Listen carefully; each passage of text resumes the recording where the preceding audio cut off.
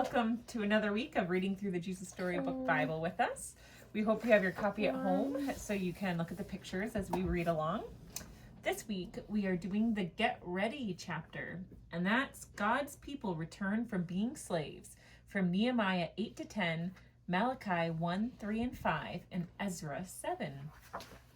Have you ever been to a party that lasted a whole week? No. Have you guys ever been to a party that No. lasted that long? How about a sermon that went on all day? No? Okay. Well, that's what happened to God's people after they came home from being slaves. They had forgotten how God wanted them to live or who they were supposed to be. So Ezra and Nehemiah read them the rules God had given Moses. But something odd happened. The more the sermon went on, the sadder they all got. Why? Was the sermon that boring? No, not really. It was strange, you see. As Ezra read the book of rules, it worked like a mirror. It showed them what they were like, and they didn't like what they saw. They saw that they had not been living the way they should. They saw that they were cruel and selfish. "We've blown it," they cried. "Now God will punish us." They thought they knew what God was going to do, but they didn't. Of course, they might have picked up a clue from Ezra's name, which means help is here, and an even stronger one from Nehemiah's name, because his name means God wipes away our tears. And that, as you'll see, is just exactly what God was going. And that, as you'll see, is just exactly what God was getting ready to do. Ezra looked at God's children.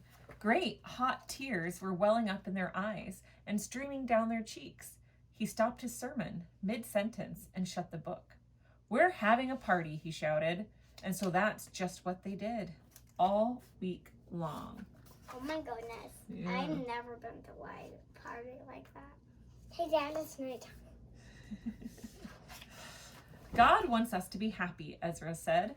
All day they listened to stories about the wonderful things God had done for his people, how he made the world, how he gave a special promise to Abraham, how he rescued them from slavery, how he spoke to Moses and showed them how to live, how he brought them to a special land, how he rescued them no matter what, time after time, over and over again. Are you okay?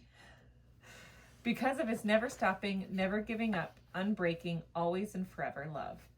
They remembered how God had always, all through the years, been loving his children, keeping his promise to Abraham, taking care of them, forgiving them, even when they disobeyed, even when they ran away from him, even when they thought they didn't need him.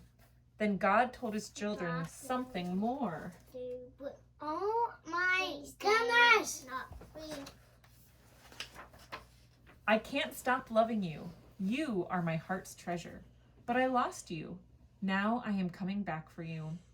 I am like the sun that gently shines on you, chasing away darkness and fear and death. You'll be so happy. You'll be like little calves running free in an open field. I am going to send my messenger, the promised one, the one you have been waiting for, the rescuer. Jesus. Yeah, he is coming, so get ready."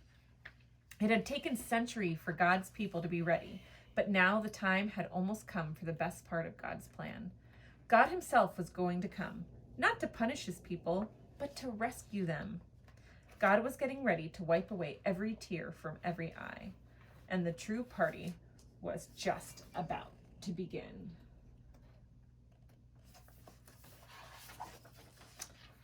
So there we go. And I don't think we have a coloring page for today. So we hope you enjoyed reading along the story with us. Have a good rest of your Sunday, and we will see you next week.